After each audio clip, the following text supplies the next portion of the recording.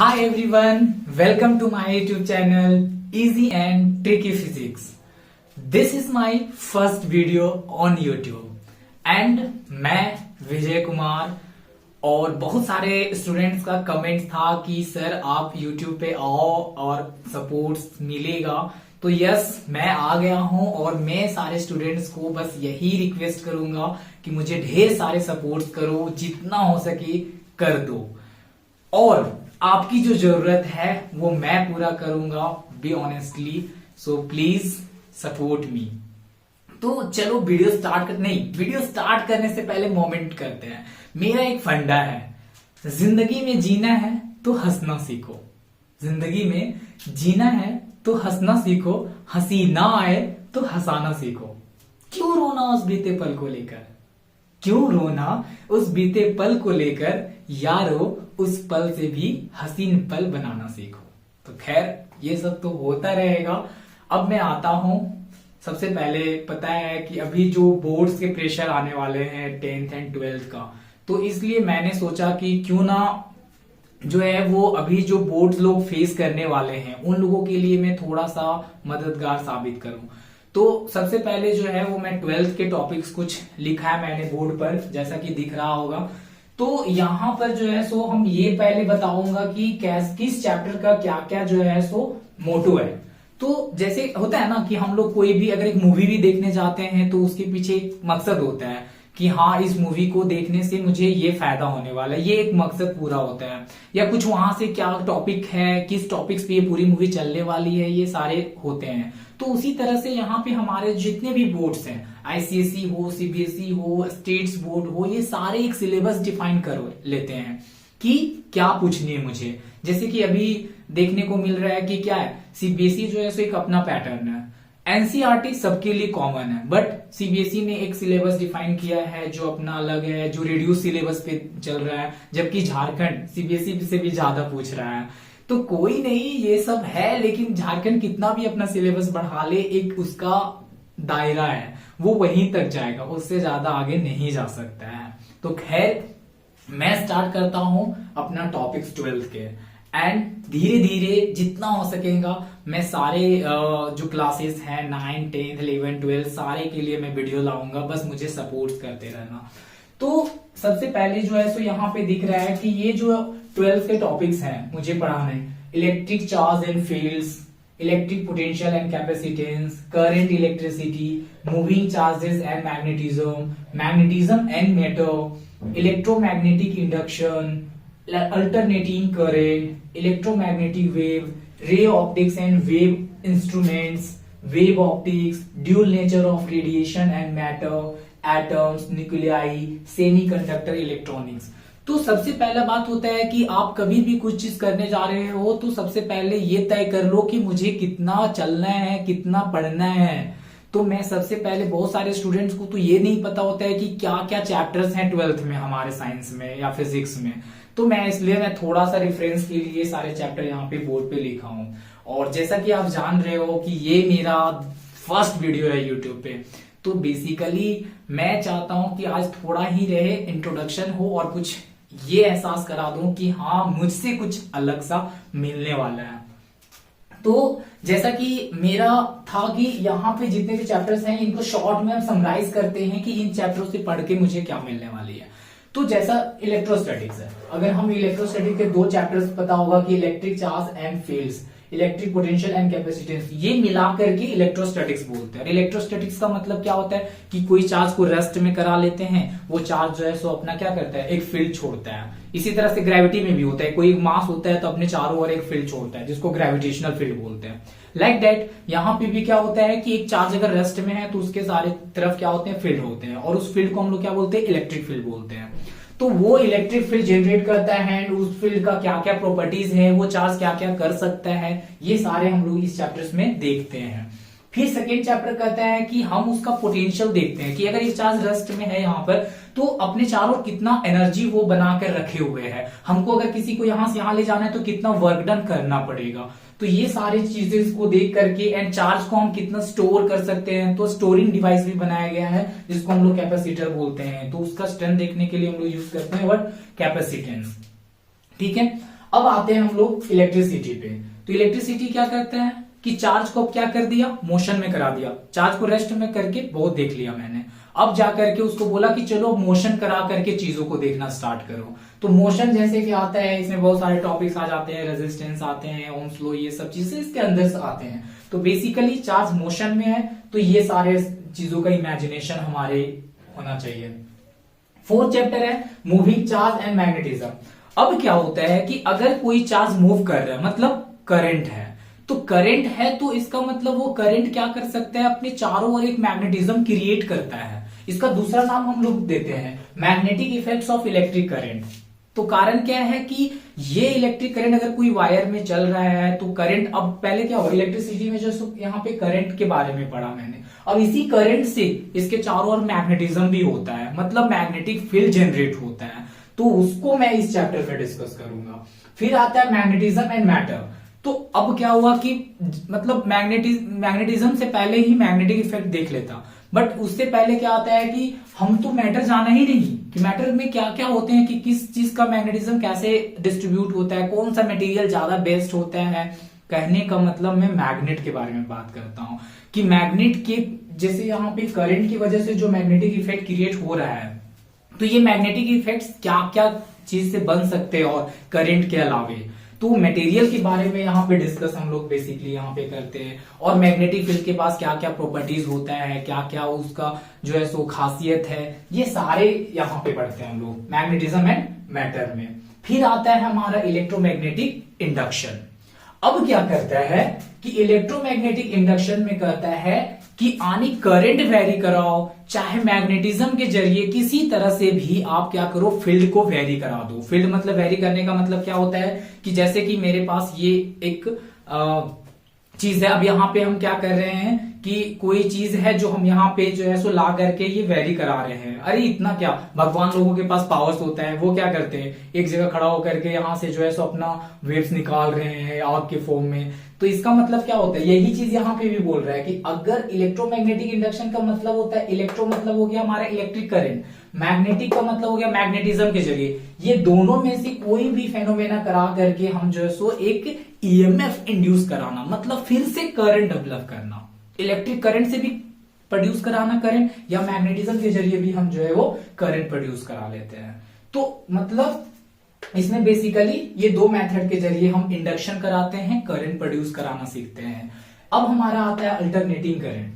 तो alternating current क्या होता है, अभी तक जितना भी चल रहा था वो एक डीसी बेसिस पे चल रहा था कि डायरेक्ट करंट के बेसिस पे हम जो है सो चीजों कर रहे थे। अब अल्टरनेटिंग करंट मतलब वैरी करने वाला करंट। पहले क्या था, चार्ज मोशन में था तो डायरेक्ट करंट मिल रहा था, मतलब सिंपली ओनली वन डायरेक्शन था करंट के पास। बट इस चैप्टर में अब क्या करते हैं कि इसका डायरेक्शन जो होता है वो हर एक में एवरी मोमेंट क्या होता है, चेंज होता रहता है। तो ये क्या क्या कर सकता है, ये इस चैप्टर में हम लोग डिस्कस करते हैं। फिर आता है इन सारे का मिक्सअप। अब ये सारे मिक्स होकर के, ये 7 चैप्टर आपस में मिक्स होकर के एक चैप्टर बन करके आता है, वो है हमारा इलेक्ट्रोमैग्नेटिक वेव।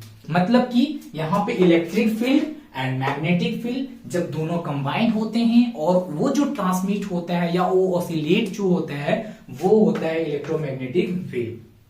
तो एक एक करके हम लोग डिस्कस करेंगे, आएंगे आगे। Ray optics and wave optics, इससे तो अच्छे खासे सब जानते हो कि रे ऑप्टिक्स में जो है सो बेसिकली हम एक रे के बारे में पढ़ते हैं, और ये इसका दूसरा नाम भी है ज्योमेट्रिकल ऑप्टिक्स के नाम से भी जाना जाता है। क्यों, क्योंकि इसमें बेसिकली हम लोग ज्यादातर ज्योमेट्री के बारे में काम करते हैं, तो इसलिए यहाँ पे हमारा ये जो हो जाता है वो ज्योमेट्री डिस्कशन हो जाता है टोटली। अब आता है वेव ऑप्टिक्स। तो 10th क्लास में जनरली रे ऑप्टिक्स को मतलब हम एक सीधा लाइन ड्रॉ कर करके आते हैं। अब वेव ऑप्टिक्स में क्या होता है कि लाइट के पास एक वेव नेचर भी है, तो उसका क्या क्या है, कैसे वो चीजों वेव में हमारा जो है सो वेव बन करके लाइट कैसे ट्रांसमिट अपने आप को करता है, वो यहाँ पे पढ़ने को मिलता है वेव ऑप्टिक्स में। फिर आता है dual nature of radiation and matter. तो अब क्या होता है कि जैसे कि हम लोग कभी कभी देखते हैं कि अगर एक कोई बच्चा है और उसको जो है सो मम्मी खींच रही है, तो एक खींचने के लिए ताकत लगता है, मतलब एक बच्चा जहां तक रजिस्ट कर सकता है वो रजिस्ट करता है, उसके बाद जो है वो खींच जाता है। तो यहां पर भी जो है so dual nature of radiation and matter में इसका मकसद ये होता है कि अगर कोई एक मेटल है, यहाँ पे अगर कोई एक मेटल है तो यहाँ पे जब एक कोई लाइट इंसिडेंट होता है तो इसका मेटल पे जो सरफेस पे इलेक्ट्रॉन्स होते हैं वो इजेक्ट हो जाते हैं, बाहर निकल जाते हैं। तो वो जो है सो कितना कंडीशंस पे निकलेगा, ये सारे डिस्कशन और साथ ही साथ चाहे रेडिएशन हो या मैटर हो, वो दो नेचर शो करेंगे। और वो दो नेचर क्या है, एक पार्टिकल नेचर है और एक वेव नेचर है। तो ये यहां पर हमको मिलेगा dual nature of radiation and matter में। अब आता है एटम्स। तो बेसिकली ये केमिस्ट्री का टॉपिक हो जाता है। ये दोनों एटम्स में जो है सो हम लोग Bohr's model, Rutherford atomic model, ये सब डिस्कस करना है। ज्यादा सिलेबस अभी तो देखा जाए अगर हम सीबीएसई को फॉलो करें तो ज्यादा है नहीं। और अगर जेक की बात करता हूँ, स्टेट बोर्ड की बात करता हूँ, तो वहां पर जो है सो थोड़ा सा बढ़ाया है, पर इनफ है, इतना नहीं है कि ज्यादा दिक्कत करे, तो उतना नहीं लेना है सीरियसली। एंड न्यूक्लियाई जो होता है ये भी है। न्यूक्लियस के बारे में हम लोग जानते हैं कि सबसे स्ट्रॉन्गेस्ट फोर्स जो है वो कौन सा है, nuclear force, then electric force, then gravitational force. तो यहाँ पे जो है सो न्यूक्लियर फोर्स एक बहुत ही स्ट्रॉन्ग फोर्स बनता है न्यूक्लियस के अंदर, जिसीलिए यहाँ पे जो है सो पता होगा न्यूक्लियर बॉम्ब, न्यूक्लियर रिएक्टर, ये सब बहुत ही हमारे हेवी होता है। फिर आता है सेमीकंडक्टर इलेक्ट्रॉनिक्स, आपके हाथ में थमा दिया जाता है मोबाइल, ये सारे मिक्सअप होकर के आ जाते हैं हमारे पास सेमीकंडक्टर मटेरियल। ये अपने आप में आइसोलेटेड चैप्टर है, मतलब देखा जाए तो अलग चैप्टर है, बट मिलकर तो फिजिक्स से ही बना है ना। तो यहाँ पे क्या होता है कि बेसिकली हम सेमीकंडक्टर मतलब मटेरियल का यूज करते हैं, जैसे सिलिकॉन का बात करें, ठीक है, जर्मेनियम की बात करें, तो ये सब जो है वो सेमीकंडक्टर मटेरियल का यूज करके इस चैप्टर को बनाया गया है। और जनरली जितने भी हमारे इलेक्ट्रॉनिक डिवाइसेस होते हैं वो सारे इसी चीज से बने हुए होते हैं, ज्यादातर इन सारे मटेरियल का यूज किया जाता है। एंड इवन एक स्टूडेंट पूछा भी कि सर सिलिकॉन ही क्यों, तो आपको पता होना चाहिए कि हमारा जो अर्थ क्रस्ट होता है उसमें सबसे ज्यादा सेमीकंडक्टर जो होता है पाए जाने वाला हमारा सिलिका है। ये बालू यार, बालू का फॉर्मूला क्या होता है, सिलिका। तो ये बहुत ज्यादा होता है, यहाँ से सिलिकॉन जो है सो ऑब्टेन करना बहुत ही आसान होता है, तो इसी वजह से ये यूज किया जाता है। तो ये तो था हमारा 12th का टॉपिक्स। अब आते हैं कि हमें क्या मिलने वाला है, आप लोगों को मुझसे क्या मिलने वाला है। तो सबसे पहले मैं यही बताना चाहूंगा कि फिजिक्स इतना भी टफ नहीं है। और सबको पता है कि देखा जाए तो YouTube पे इतने सारे चैनल्स हैं, इतने सारे टीचर्स हैं, अच्छे अच्छे, इवन मेरे से भी, बट हाँ सबका एक अलग खासियत होता है, कुछ ना कुछ चीजों से वो अलग हो जाते हैं। तो वो मैं चाहता हूं कि मैं भी अपने आप को कुछ अलग देखा तो उस चीज को आप तक पहुंचाऊं। तो देखते हैं कि उसमें क्या मिलने वाला। जैसे कि मैं एक टॉपिक सोचा है कि चलो डिस्कस करते हैं आप लोगों के साथ, और क्या उसमें मैंने एक ट्रिक बनाया है वो थोड़ा सा दिखाऊं। तो एक 10th और 12th का दोनों का एक कॉमन टॉपिक है, और वो कॉमन टॉपिक क्या है हमारा, वो है एक पता होगा इलेक्ट्रिक मोटर और electric generator, electric motor and electric generator. तो सभी ना 10th क्लास में ऐसे भी सबका कोविड चल रहा था ना, तो बहुत सारे स्टूडेंटों का मेरा ये कमेंट्स होता है कि हाँ सर, अगर किसी स्टूडेंट से पूछ दिया मैंने कि क्या होता है इलेक्ट्रिक मोटर, तो बहुत सारे सर कोविड चल रहा था उस टाइम पे, बस किसी तरह निकल गया। खैर कोविड का सहारा कब तक लोगे भाई, आज नहीं तो कल फिर तो पढ़ना ही है, कहीं ना कहीं पाला तो पड़ेगा ही। तो वो मैटर करता अलग चीज है।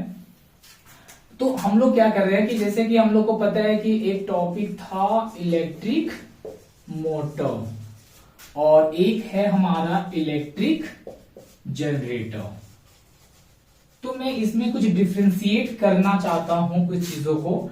जैसे कि हम लोग जानते हैं कि इलेक्ट्रिक मोटर जनरली कहाँ पे लगा होता है, फैंस हो गया, रेफ्रिजरेटर हो गया, वॉशिंग मशीन हो गया, तो बहुत सारे ऐसे चीजें हैं जहां मोटर की बातें आते हैं, वहां पे हम इस चीज का यूज करते हैं। तो इसका बेसिक पर्पस क्या होता है कि हम जो है सो इसमें करंट जो होता है यानी कि इलेक्ट्रिक एनर्जी को किस में कन्वर्ट करते हैं, मैकेनिकल एनर्जी में। सबसे पहले यहाँ पे यही लिखना चाहूंगा कि यहाँ पे हम लोगों ने पढ़ा है कि इलेक्ट्रिक जो एनर्जी होता है उसका कन्वर्जन किस में होता है, मैकेनिकल एनर्जी में। मैकेनिकल का मतलब बता सकते कोई, तो मैकेनिकल कौन बताओगे भाई, हम ही बताना चाहेंगे। तो सबसे पहला बात यह है कि इलेक्ट्रिक एनर्जी से मैकेनिकल एनर्जी, तो आप टर्म्स को जरूर पढ़ो। कभी भी फिजिक्स में अगर आप स्टडी कर रहे हो तो सबसे बड़ा टफ टॉपिक क्या हो जाता है हमारे लिए, टर्म्स। आपको टर्म्स फंसा देते हैं। तो वो सारे टर्म्स का अगर आप जेन्युइनली रीजन जान जाओ कि ये टर्म्स क्या कहना चाहता है, तो वो ओवरकम हो जाएगा। तो जैसा कि मैकेनिकल, तो मैकेनिकल टर्म्स जो होता है ना, एक आंतरिक ऊर्जा को रिप्रेजेंट करता है। लाइक कि मैकेनिकल इंजीनियर सुनते होंगे, जितना भी मैकेनिकल इंजीनियर का काम क्या होता है, गाड़ी बनाना। तो वो क्या कर रहे हैं, अंदर सारा मैकेनिकली इतना सारा काम करा देते हैं कि फाइनली जाकर के वो आपका दौड़ रहा है। तो अंदर का काम, अंदर का एनर्जी जो होता है, कोई भी मशीन हो या कोई भी डिवाइसेस हो और उसके अंदर जो एक एनर्जी डेवलप हो रहा है, वो हमारा मैकेनिकल एनर्जी होता है। ठीक है, और जो करंट हमारा दिख रहा है उससे जो बन रहा है एनर्जी, वो इलेक्ट्रिक एनर्जी हो गया। तो मोटर का काम क्या होता है, मोटर को हम पहले जाकर के स्विच ऑन करते हैं, वो इलेक्ट्रिक करंट जाकर के उसको घुमाता है। तो क्या हो गया, इलेक्ट्रिक एनर्जी जो है वो मैकेनिकल एनर्जी में कन्वर्ट हो रहा है। जबकि इसका उल्टा है, जनरेटर में क्या करते हैं, पहले घुमाते हैं देन करंट ऑब्टेन करते हैं। तो इसलिए हमारा यहां पे क्या हो जाएगा, ये हमारा कर देगा mechanical energy to electrical energy. तो यहां पे हमारा हो जाएगा mechanical energy to electric energy, right. तो यहां पर जो है वो अब हम जो डिफरेंशिएट करने चाह रहे थे कि हमने क्या यहां पे बनाया है, तो यहां पे एक फ्लेमिंग्स का 2 रूल आता है। हम लोग यहां पे देखते हैं कि फ्लेमिंग्स का 2 रूल आता है। कौन कौन सा होता है, फ्लेमिंग का लेफ्ट हैंड रूल और फ्लेमिंग का right hand rule, right hand rule. तो ट्रिक्स क्या है यहां पे, तो ट्रिक्स यहां पे यही है कि कौन सा, कभी कभी क्या होता है ना कि आप एग्जाम में बैठे हुए और उसी टाइम कंफ्यूजन आ जाता है, भाई कौन सा लेफ्ट था कौन सा राइट किसके लिए था। तो बस मैं यहां पे थोड़ा सा एक ट्रिक्स दूंगा कि जब आप एग्जाम में हो तो सबसे पहले कूल करो अपने आप को। एक प्रोसेसिंग टाइम होता है कोई चीज का, तो अपना एक प्रोसेसिंग टाइम लो कि हाँ मुझे सोचना है। कभी कभी आप कंफ्यूज होने लग जाते हो तो कुछ चीजें का लिंक करना स्टार्ट करो, आपको मिलेगा। तो जैसे यहाँ पे क्या लिंक करना है कि इलेक्ट्रिक जनरेटर है और एक हमारा इलेक्ट्रिक मोटर है, और आपका 1 मार्क्स का क्वेश्चन आया हुआ है कि बताइए फ्लेमिंग्स राइट हैंड रूल किस डिवाइस के लिए यूज करते हैं हम लोग। या क्वेश्चन उल्टा आ जाएगा कि इलेक्ट्रिक जनरेटर में जो है सो फ्लेमिंग्स का कौन सा रूल लगता है, किस चीज पे बेस्ड होता है, कौन सा रूल पे बेस्ड होता है। तो हम लोग जानते हैं कि या तो आंसर लेफ्ट होगा या तो राइट होगा, बहुत सारे को पता भी होता है, बट कंफ्यूजन तो हो ही जाता है कभी कभी ना। तो उस कंफ्यूजन को हटाने का सिंपल तरीका यही है, आपको पता होगा कि जनरेटर जो होता है वो जेन्युइनली अगर चालू करने की बात करें तो कौन सा हैंड यूज करेंगे हम लोग, राइट हैंड। राइट हैंड से उसको स्टार्ट करेंगे। तो इसलिए यहाँ पे बेसिकली हमारा फ्लेमिंग्स का जो राइट हैंड रूल है वो किस में चला जाएगा, इलेक्ट्रिक जनरेटर में। और अब बता देते हैं एक छोटा सा ट्रिक्स ये भी बन सकता है कि मान लीजिए आप खाना खा रहे हो और आपकी मम्मी बोली बेटा जा करके एक स्विच ऑन कर दो ना, फैन बहुत गर्मी लग रही है। तो क्या करना पड़ेगा, आपको लेफ्ट हैंड का यूज करना पड़ेगा। तो इस टाइम पे जो है वो लेफ्ट हैंड का यूज करते हो स्विच ऑन करने के लिए। और कोशिश करो जब आप ट्रिक बना रहे हो ना तो उसी में खो जाओ, क्योंकि आपको कंफ्यूजन करना ही नहीं है। राइट हैंड हो गया जनरेटर के लिए और लेफ्ट है तो आप कोशिश करना है कि नहीं अब से हमको बोर्ड में ध्यान रखना है कि स्विच को जो ऑन करना है वो लेफ्ट हैंड से यूज करके करना है, ताकि इससे क्या होगा एक लिंक बना रहेगा, भाई ये मोटर का काम है, हम मोटर ऑन करने जा रहे हैं, फैन ऑन करने जा रहे हैं, वॉशिंग मशीन यूज ऑन करने जा रहे हैं। तो फ्लेमिंग लेफ्ट हैंड रूल जो होगा वो हमारा बेसिकली किस पे होगा, इलेक्ट्रिक मोटर के लिए, और राइट हो जाएगा इलेक्ट्रिक जनरेटर के लिए। तो इस तरह से बहुत सारे टॉपिक्स हैं कि जहां पर हम लोग जो है वो जेन्युइनली अगर देखा जाए तो ट्रिक्स बना करके फिजिक्स को कनेक्ट कर सकते हैं, ठीक है ना। तो आप लोग इसी तरह से जो है आपको बस करना यही है कि मैं आप लोगों को ये ट्रिक्स दूंगा और आपको बस उस चीजों को रिवाइज करना है। और वो अगर रिवाइज कर लेते हो तो कहीं ना कहीं आपको जो है वो बेनिफिट्स दिखेगा और आपके अंदर जो प्रेशर बन जाते हैं लास्ट टाइम पे कि नहीं यहाँ पे मैं कंफ्यूज हो जाता हूँ, क्योंकि ऑफ कोर्स यार सिलेबस बहुत लंबा होते हैं और ये सारे इतने लंबे लंबे सिलेबस को कवर करके रखना एंड 1 ईयर में एज अ टीचर जो है वो हम लोगों को, हम भी जब स्टूडेंट थे तो ये लगता था, बहुत डर था, बहुत ही नर्वसिंग होते थे। तो उस टाइम पे जो है सो लगता था कि कोई एक ट्रिक्स मिल जाता तो अच्छा होता। तो वही चीज है बेसिकली मैंने अपने लाइफ में जो है सो बहुत सारे ट्रिक्स बनाया मैंने फिजिक्स में। सबसे पहला वर्ड्स को क्लियर करना है कि एक एक वर्ड्स क्लियर होना चाहिए। अगर कोई एक हम सेंटेंस लिख रहे हैं जैसा कि मैं आगे वीडियोस में दिखाऊंगा कि कोई अगर हम एक टॉपिक्स पढ़ा रहे हैं तो उसका हर एक वर्ड का मतलब मुझे पता होना चाहिए। और अगर हर एक वर्ड का मतलब अगर पता होता है आप लोगों को, तो हमको नहीं लगता कि फिजिक्स समझते समय फिर दिक्कत आएगी। तो उस वर्ड्स पे हमें काम करनी है कि वो एक भी वर्ड डाउट ना रहे, ठीक है। और अगर किसी को कोई भी टॉपिक सजेस्ट करना होता है कि नहीं सर ये टॉपिक जो है सो मुझे बहुत ही प्रॉब्लम कर रहा है, तो आप कमेंट में जाओ और जो है वो टॉपिक लिखो, ढेर सारा प्यार दो, ढेर सारा सपोर्ट दो, लाइक शेयर सब्सक्राइब कर दो, बल्कि ठोक दो, ठीक है। इसमें पूरा छूट है। अब जो है सो एक क्या है, शायरी। ओके, देखो भाई, लाइफ क्या है ना, रुकता नहीं है। और इसमें क्या होता है कि लोग बहुत सारे आते हैं, बहुत सारे लोग आते हैं जाते हैं, तो इस वजह से अपने आप को कभी भी डिमोटिवेट मत करो। इसलिए बोलता हूं कि अभी जो समय है, ये समय जो होता है ना, इसमें आपको हर कुछ करना होता है। लाइक कि आपको एंजॉय भी करना है, पढ़ना भी है, लाइफ में थोड़ा सा दोस्ती यारी घर का रिलेटिव प्रॉब्लम्स भी आते हैं, इसके बीच में ठोकरे खाना सब लगे होते हैं। और ये सब जो होता है ना, ये किस्मत का जो चीज होता है, लोग उस पर भी वो ट्रस्ट करते हैं। तो यही चीज पर चलो एक लाइन हो जाए कि अभी वक्त है, वक्त का इंतजार कर। अभी वक्त है, वक्त का इंतजार कर, जो चला गया उसको सोचकर वक्त को बर्बाद मत कर। वो नहीं तो कोई और सही, अरे वो नहीं तो कोई और सही, यही सोच और खुद से ही खुद को प्यार कर। तो इसी के साथ जो है वो मैं अपने इस आज का जो कार्यक्रम है, आने की आज का जो मेरा फर्स्ट वीडियो है, मैं समाप्त करता हूं। और बस मैं आप लोगों से यही रिक्वेस्ट करूंगा कि जितना हो सके ये वीडियो को शेयर करो, सब्सक्राइब करो और मुझे ढेर सारा प्यार दो, मुझे सपोर्ट करो, ताकि मुझे एक सेल्फ कॉन्फिडेंस बने कि हाँ मुझे इन लोगों के लिए कुछ करना है, और तो बाकी सारा हो जाएगा। तो thank you guys, thank you for watching. Okay.